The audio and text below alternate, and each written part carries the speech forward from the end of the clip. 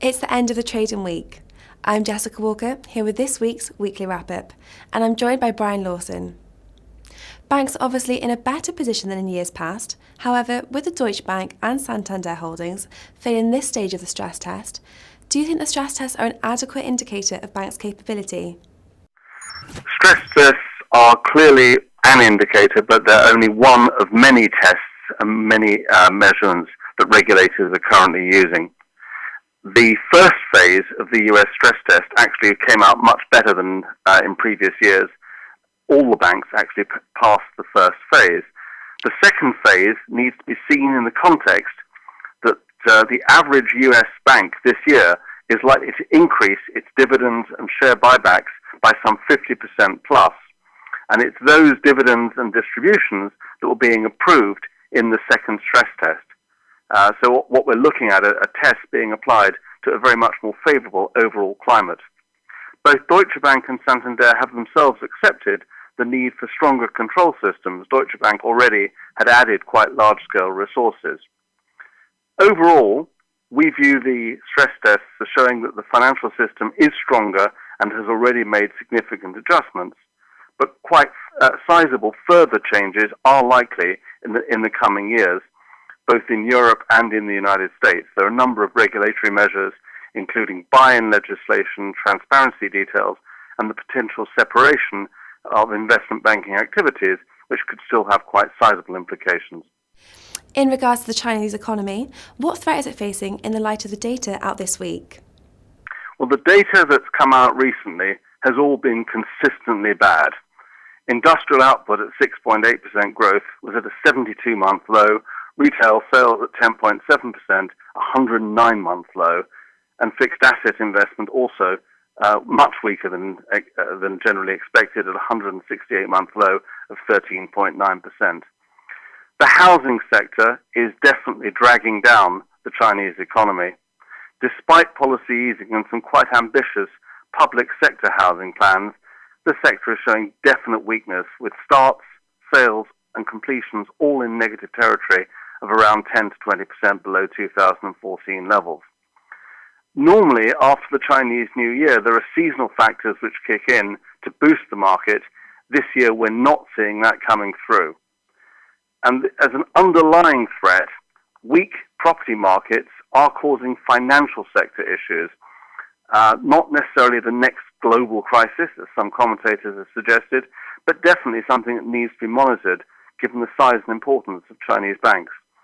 And there has been a default, or near default, for Kaiser Holdings, the first in China, representing a potential write-down of debt. This really does serve as a good illustrator of the issues which are coming out in the shadow banking system and banking system as a whole. Overall, without there being catastrophic implications, we do see Chinese growth weakening this year, and our forecast is that it will come down to 6.5% from what was already a relatively low number by historical standards of 7.4% last year. The ECB launched a QE programme on Monday. A week's passed, and how has the market reacted? The overall market reaction to the ECB programme has been very positive. There have been some quite sharp movements during the course of this week. Italy's 10-year bond yesterday reached a new low yield of 1.03%, compared with 1.32% this time a week ago. Spain and Portugal equally recorded quite sharp declines in their yields, also achieving historical all-time new lows.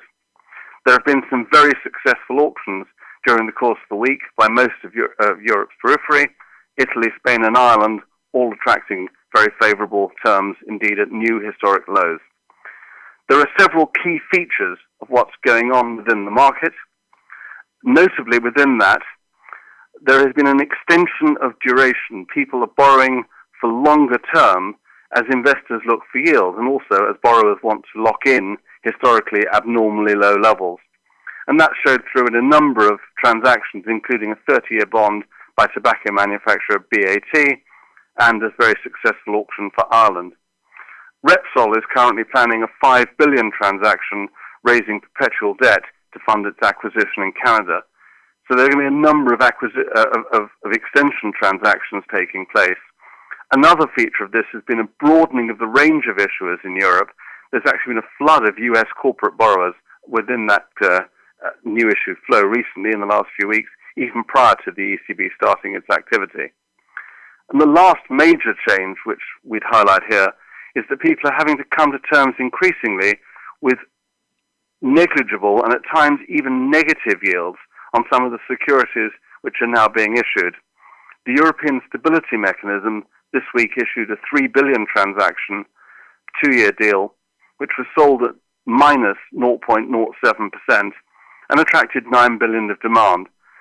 This challenge has been faced in Switzerland recently as well, but it is one which does ask the investor actually to pay for the privilege of investing in securities, and that's an abnormal arrangement by any historical standards.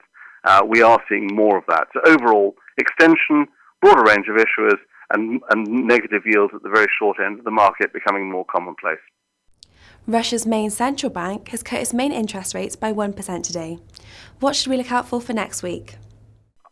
Personally, I'd like to see the degree of positive reaction to Ukraine's progress in getting finance from the IMF, and we're also encouraged by Ghana's ability to achieve a deal with the IMF as well, although there will be electoral factors over time which could perhaps challenge its implementation.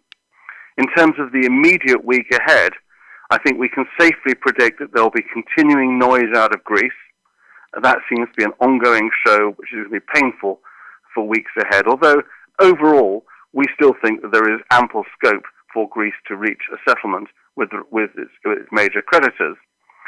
And in terms of the trends that we've seen this week, we think those will basically be continuing. There'll be strong Eurozone markets.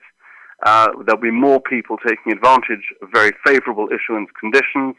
And we also expect to see more US banks following the trends already seen this week after the Fed tests, coming out with higher distributions and announcements of larger dividends and share buyback programs. Overall, markets are in broadly quite favorable condition, and we expect that also to continue. Thanks, Brian. That's all for today, but be sure to check back next week for further updates.